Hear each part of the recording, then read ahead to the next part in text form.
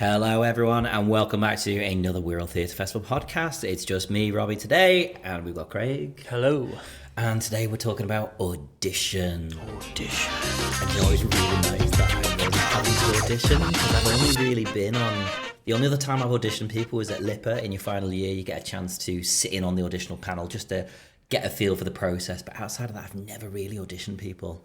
Always let other people do it, so it's quite interesting to be on that side. But you've done it before, haven't you? You've cast a few shows. Yeah, I've cast a few shows. It's always one of those things where, because obviously I've come from an acting background, as of you, we know how daunting it can be, so I try and make it as relaxing as possible, and then try and make it feel like this character maybe fits somebody else better than it fits you. It's not because you've done a bad job. That's it. I think it's... If someone can deliver the goods, you want to enable them to have every opportunity to deliver the goods. And I don't think anything should be pretentious about auditions. So I like the fact that, like, actually when I sat in on your ones, that you just went straight into it straight away. Yeah. Didn't you? So obviously... Well, because you're thinking from an actor's perspective, they prepared the monologue, let them get it out while it's in its best form. To me, like, you have all the build-up, you might be travelling to the audition, or you might be on a train, or you've been sitting in your car with your coffee and you're getting ready to go in, and you're going to do your read, and then you kind of build yourself up to a certain moment, and then you go in, and then it can be quite tedious to listen to the other person, talk about their project and stuff. And to me, you've come to do a job, you prepared.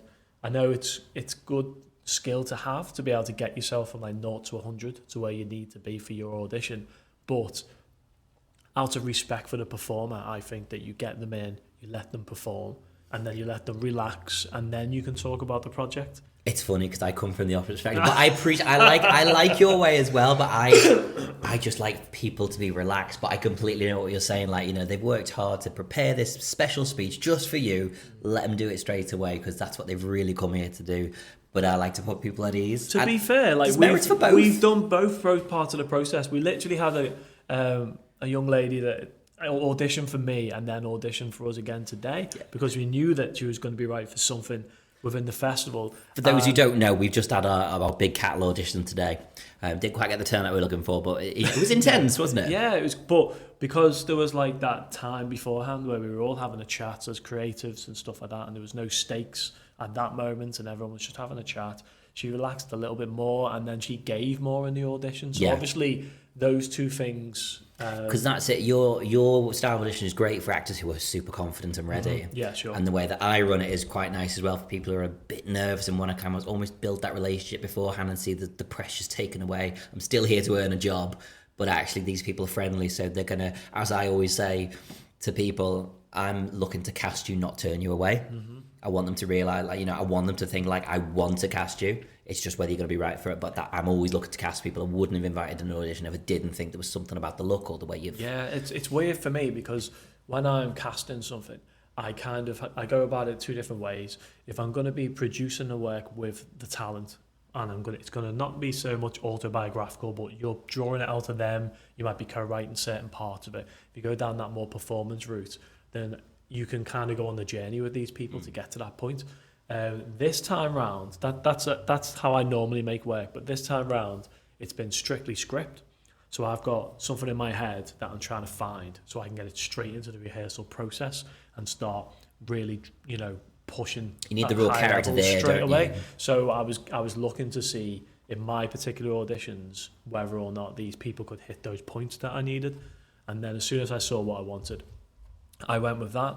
Whereas with this one, especially with the other play that we were looking at today, the reunion. Well, it was nice because technically you're not involved. I mean, you might be now, but you weren't involved in any of the plays today. So you're kind of almost here as a third eye and co-collaborator, obviously, for making the festival. Mm-hmm. But it's interesting that kind of you're not necessarily looking out for anyone. So you've got that unobjectioned opinion. I don't know, is that a word, unobjectionable?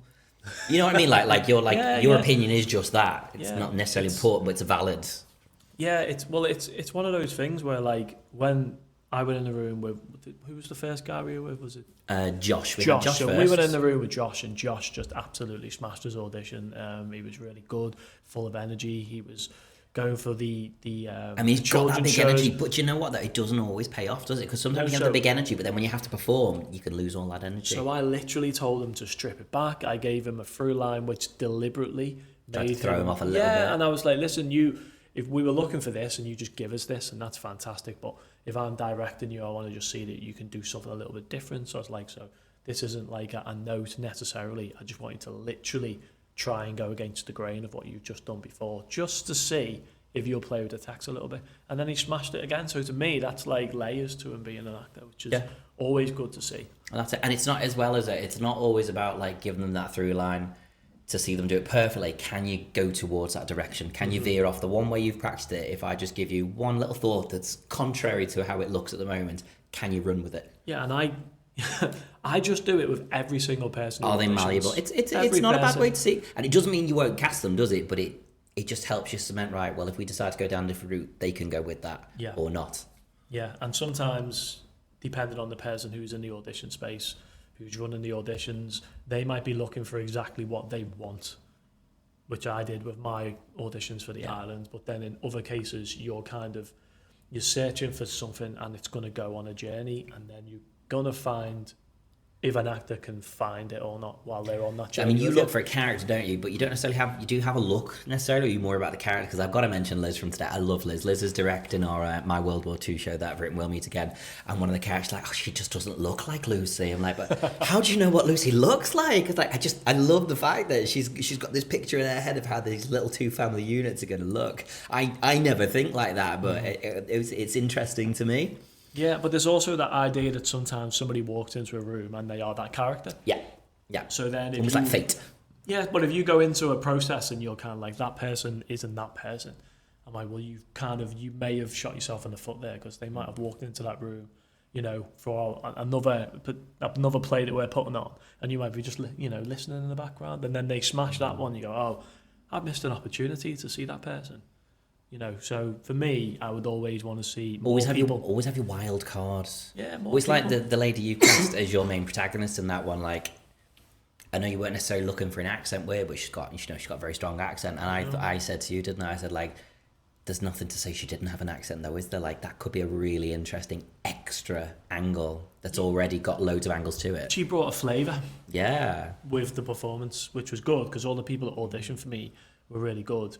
But she brought a unique flavour, which I was like, you know what? There's a little fire in it, wasn't there? I can roll with that, absolutely. And like I say, it wasn't that the other people did anything that wasn't, exceptional as well. It's just a case that I kind of knew what I wanted, and then she gave me that, and then she gave me something a little bit more, and that's fascinating to me. It's tricky as well, though, isn't it? Because obviously what we're doing is essentially fringe, even though we're not calling that. It is technically fringe, isn't it? It's looking at new writing, it's looking at plays that are potentially going to go on to do other things, or as you've said, just find a life here and die afterwards because someone just wants to put on a piece of work, which they're all fine ways to do it, aren't they? But it's, I'm forgetting where I'm going with this now. Getting people in for auditions, I reckon, is where you were going. Oh, what was it like about the wild card? Oh, that's it. Sorry, like it's different in TV, isn't it? Because you screen test with people, and you don't always get that luxury in theatre. But sometimes it is like like obviously one of your other characters is quite a big character, just as a natural person, but it works with the character. Sometimes you might need to go like, okay, well, I've cast that character, and I need to find someone that does this against them, or not, depending on how the play's written, of course. Yeah, I mean, it's interesting when you bring all of the people into the space. So we did the table read through maybe 2 weeks ago now, and we do have somebody who is a presence, like a really big presence. And then we went through the read through, and I could see, that he was going to definitely fill that role that I had cast him in. And then we went into the rehearsal space, and it was amazing to see everybody kind of start rising to the occasion, because you never really know when people get in a space and they get things on their feet, whether they're going to push back against another energy in the space, whether they're going to complement each other. This was a comment that was actually passed to me, that was discussed in my actual rehearsal, that they were like, even at this point, until we do our first proper rehearsal, we don't know if that pot's going to mix and turn into a nice soup, or if it's going to just be loads of separate parts, and it's just not going to work.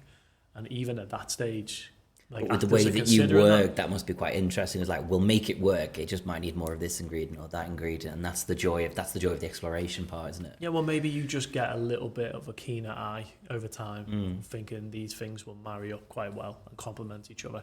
I don't know. We'll have to see. It's not happened yet. So. Do you know what casting is? Casting is like an art form, absolutely. Like I probably told you the story of my university lecturer who always cast plays a certain way, and we never ever agreed with like, why on earth have you cast so and so as such and such? Why didn't I get this role? Why didn't I get that role? And by opening night, everyone's roles were the perfect roles they should have been cast in, and it all made sense. But you'd never used to know until the final week. You'd be like, it all makes sense now. We are the right characters.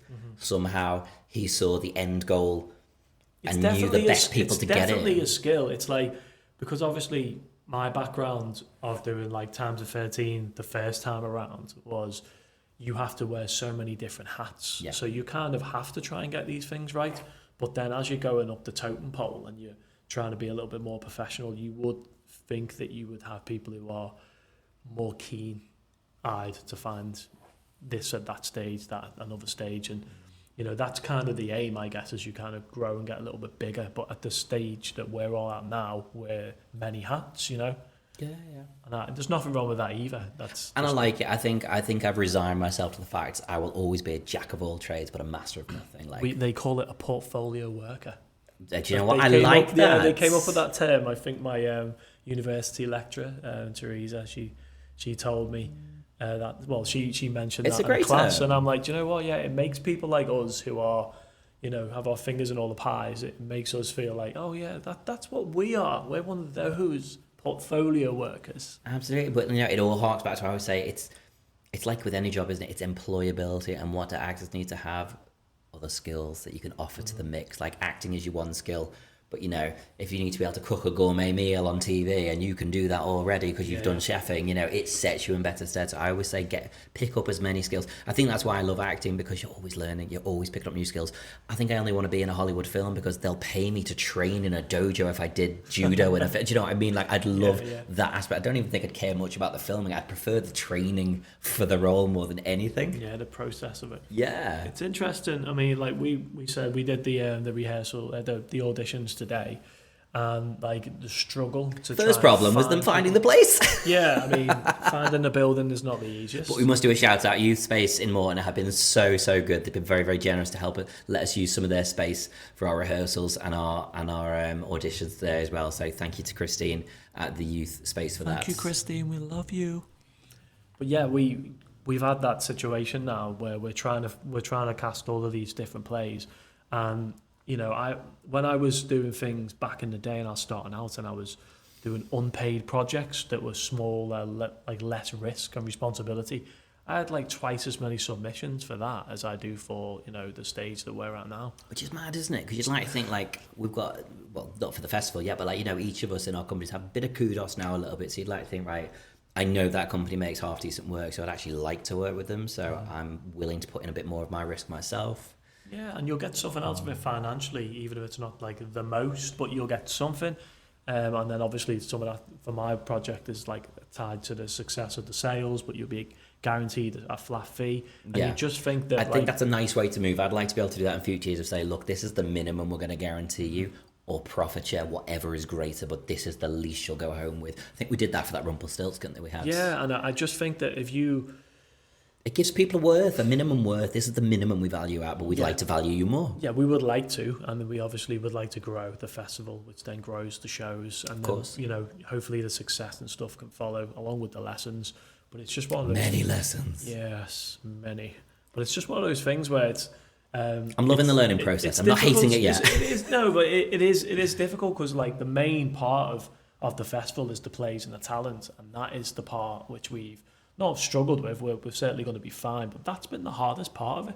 It is. You know, as somebody that was but as you auditioning a few years ago and really struggling just to find enough things to like get into, when I see these opportunities thrown out, I'd normally be jumping at these opportunities. Yeah. It's tough. But it's our first year, isn't it? Hopefully, if this year goes as well as we're planning it, will. The word will spread. And people say, oh, do you know what you want to do? You want to get in the World Theatre Festival, get in a new play, you know, get your face known. Like, it's a really good festival to be part of. That's what we kind of want. That's what we want it to be known for really long term, don't we? Yeah, we want to grow and improve all the time because that's just in our nature.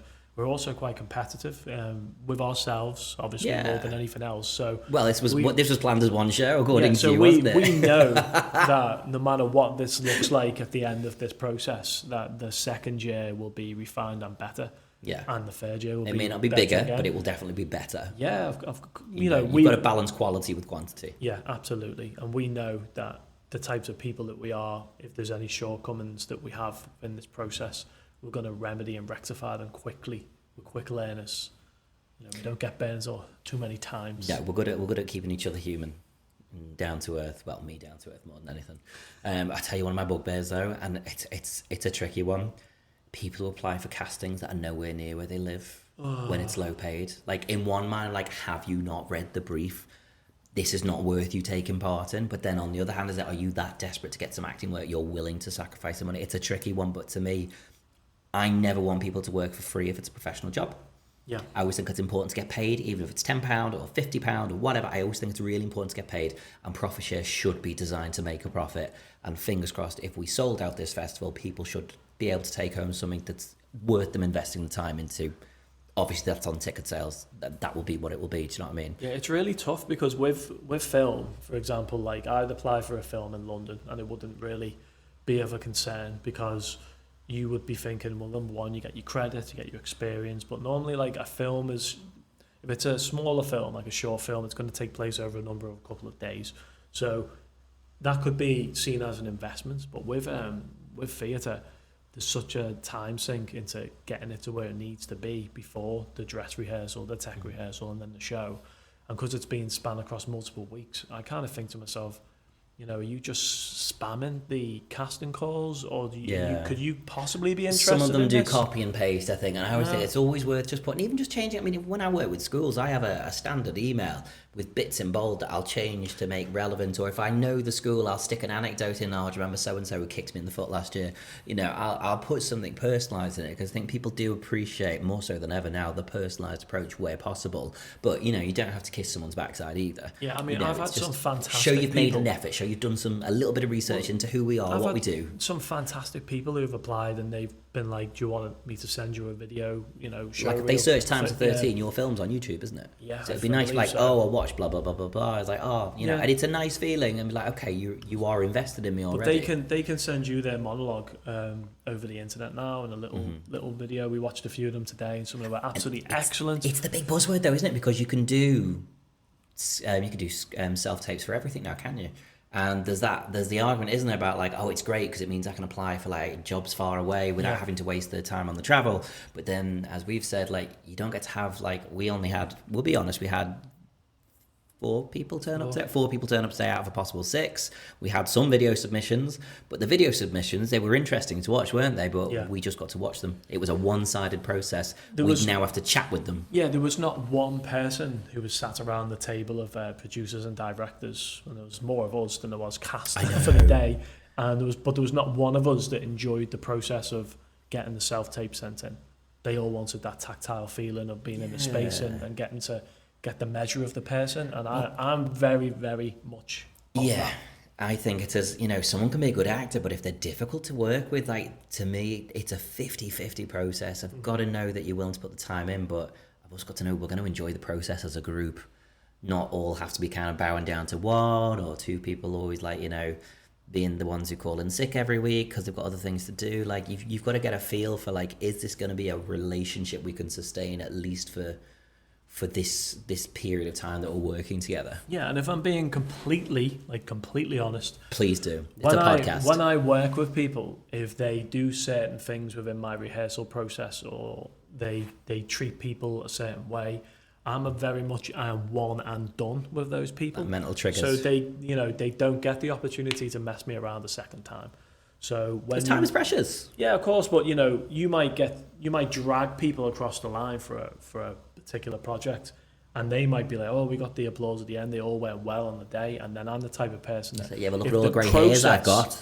If the process was not a healthy process for me, I just would not work with somebody else again. So if somebody's difficult with me in emails, or I want to try and arrange to see somebody and they're just not being forthright with that kind of stuff, I'm just like, this is already too much. And I know you already. You'll always try and accommodate other people first of all, I do. anyway. Yeah, I do my best. I go above and beyond. We're the type of people who reply to every single person who applies, even if it's a no, because you're too far away. We'll reply. You just expect a certain amount of courtesy from people, and I do think that there's a little bit of... There's no excuse now, because you could WhatsApp, you could call, you can email. There's so many ways to say, I'm so sorry, I can't make this, or something's come up. I personally don't think it's an excuse, but I am guilty of it. Not in my professional life, I don't think, but personal life.